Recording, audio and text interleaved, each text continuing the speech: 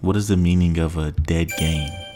I mean, for you to say something like that, you'd have to be very confident in that statement. You also need to back it up with actual numbers, which proves what you're saying. And I'm not referring to Twitch numbers either, because those are far from the reality of the situation. This is why they say that stating a game is dead is a subjective view, because from a consensus perspective, a dead game means, in general terms, when it's no longer played by the general public. This is especially true in massive multiplayer online RPG games, where the active player participation is the lifeblood of the game itself. If you don't have anyone playing, there's nothing to play, even if you wanted to. Not the case for Division 2. I challenge you naysayers to try and matchmake for literally any activity in the Division 2 right now, then come back and tell me what happens. Now, whether or not you have fun with it is another story, because that in and of itself is subjective, if someone is having fun or not. That has nothing to do with the game being dead. I'll tell you an example of a dead game. Battlefield 2042. Now wait, I don't want to stomp on a dead horse, and I also gotta give respect to a legendary title in its own right, but this is what I'm talking about.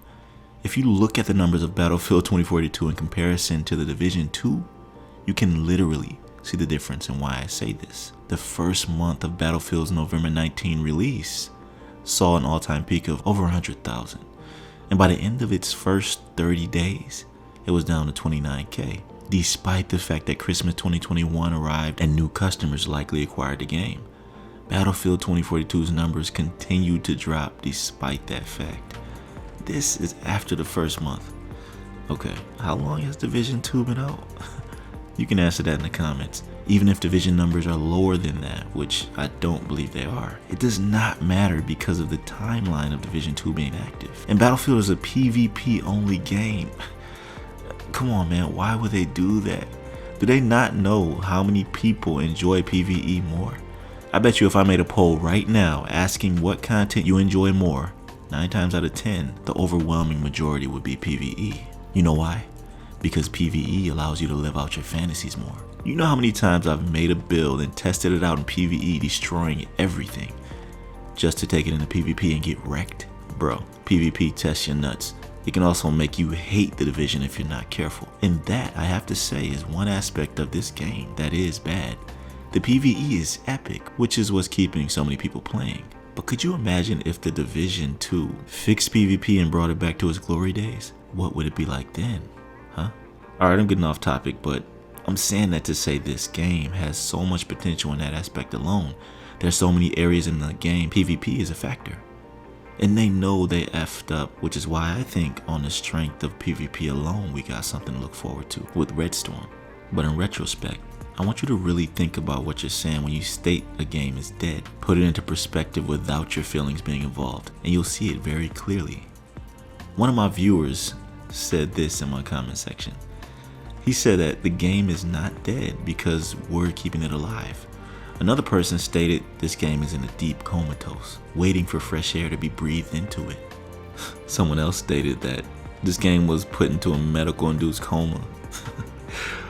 All I'm saying is that the game is ready for whatever comes, and when it does, it'll just up the status of it even more.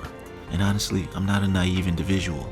I'm a realist, and I don't talk out the side of my mouth. I genuinely see potential here, and I wanted to share it with you by expressing to you the Battlefield 2042 numbers and how that game is basically getting abandoned by everyone. The definition of a dead game. All things come to an end eventually, great or not.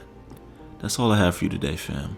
If you got value out of this conversation, then let me know by dropping a like or dislike it and tell me why. Let me know what you think about this down below, and hey, don't forget to subscribe. I'll catch you on my next video. Be right out. This is what the gear is called in the game. Its database consists of chest armor, helmets, gloves, and footwear. Now the chest armor is the base, the class, where everything begins. So whichever chest armor you equip, like for example the Guardian chest armor, this is what determines that you're a tank. If you equip the Guardian's corresponding gloves, helmet, and footwear, you'll get a class bonus for doing so. But the beauty of the Ultra Tech system is that you're not bound to equipping all the same gear.